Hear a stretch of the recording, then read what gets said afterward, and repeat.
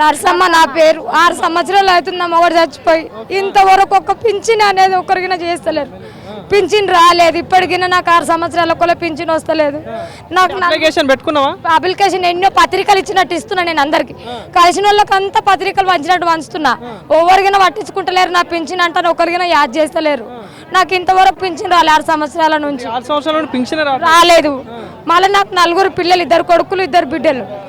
కాంగ్రెస్ ప్రభుత్వం వచ్చినాక కానీ ఇంతకుముందు ప్రభుత్వాలు అందరికి పింఛన్లు ఇచ్చినామని చెప్పేసి రాలేదు. నాకు ఒక్కసారిగా రాలేదు. నాకు పింఛన్ వస్తలేదు. నా ఇల్లు జాగా 2 రూమ్లు ఉంది. 4 పిల్లలు, 2 కొడుకులు 2 బిడ్డలు. 4 నా మొగడు చచ్చిపోయాడు. నేను ఎట్లా బతకాలి? ఇల్లు జాగాలల్లా అందరి పేర్లు వస్తున్నాయి. నా ఒక్కదాని పేరు రాలేదు.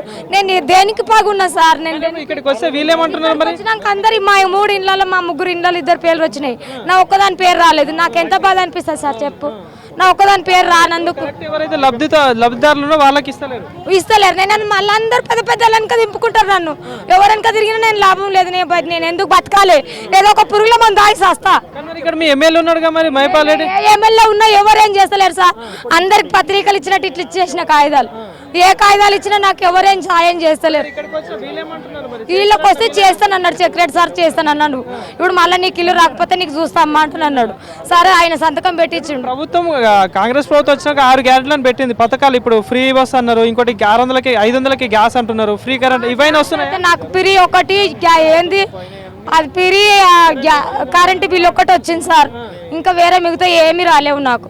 మిగతా విషయాలు నాకు ఒక భూమి లేదు, బుట్ట లేదు, ఏది లేదు. గ్యాస్ కింద నాకు 500 గ్యాస్ రాలేదు.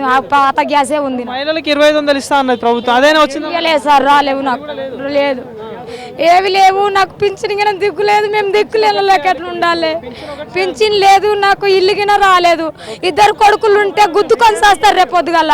వాళ్ళకి ఏం గతి కావాలి సార్? నా ఇల్లు ఫోటో దించుకొని చూపిస్తాను. నేను నా ఇల్లు ఫోటోతో సార్ దించుకోండి సార్. అది నేను అందులో చూపిస్తా. ఏమి అది నా బతికెందుకు? నేను ఏదైనా దాయి చచ్చిపోతా. బెస్ట్ ఉంటుంది కదా సార్.